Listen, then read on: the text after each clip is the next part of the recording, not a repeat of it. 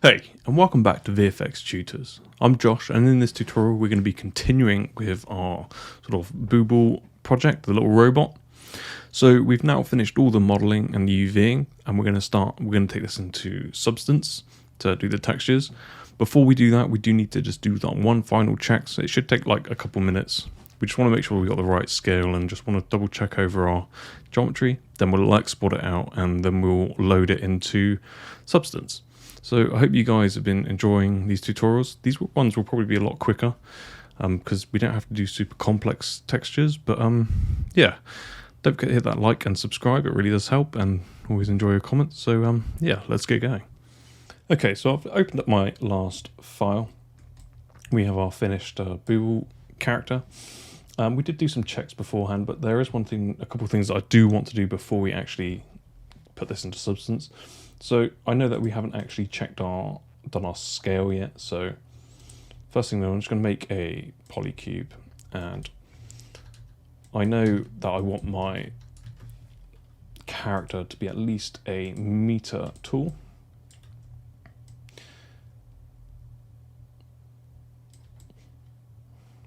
So I'm just going to scale him. Scale him down until he fits in.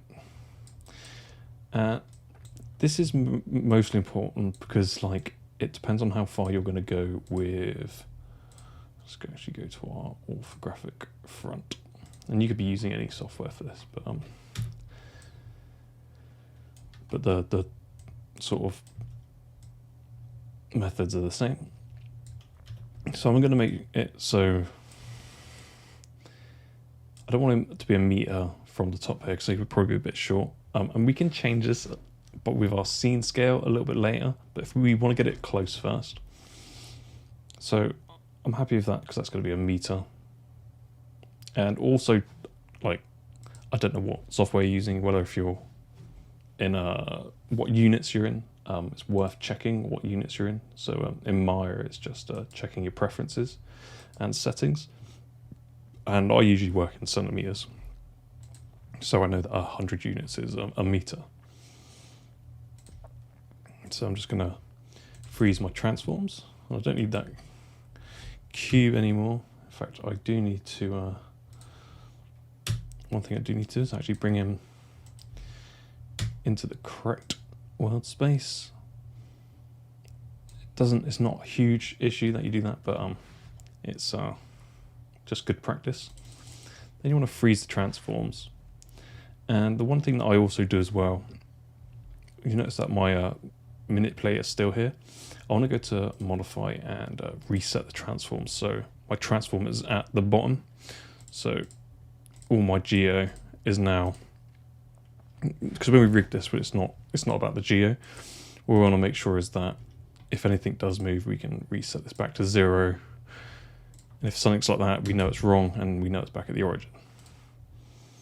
Cool, so that's one thing that we've done. And we can get rid of that.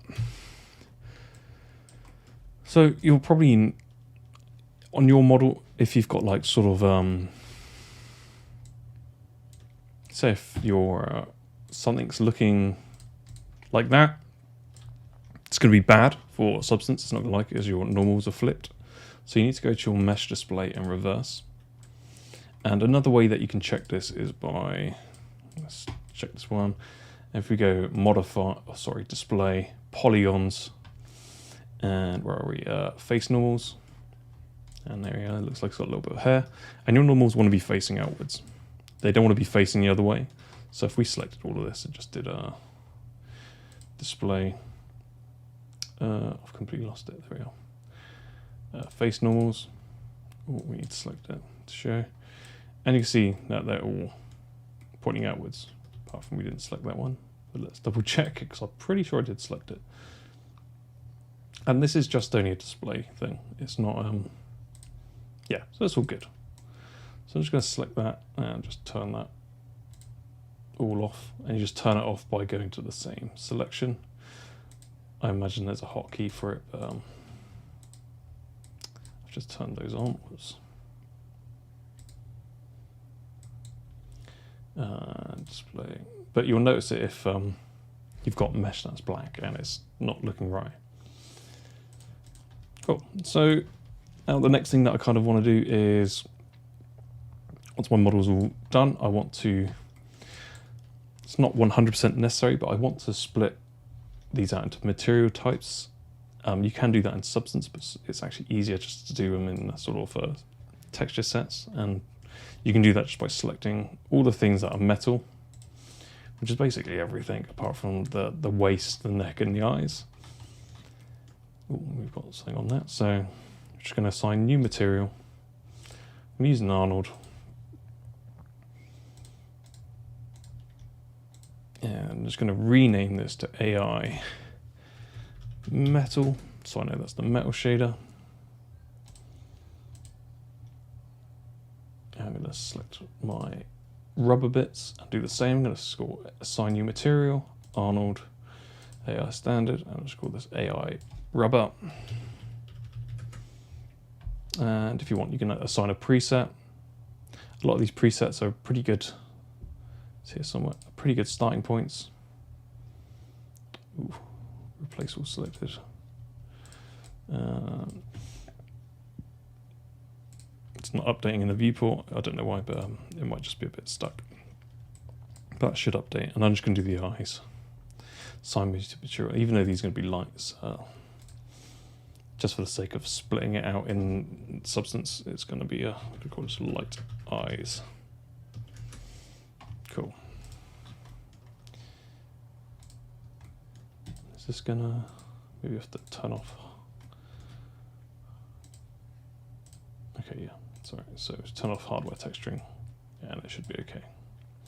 Cool, so we've pretty much prepped our model for Substance. The next thing that we want to do is export this out.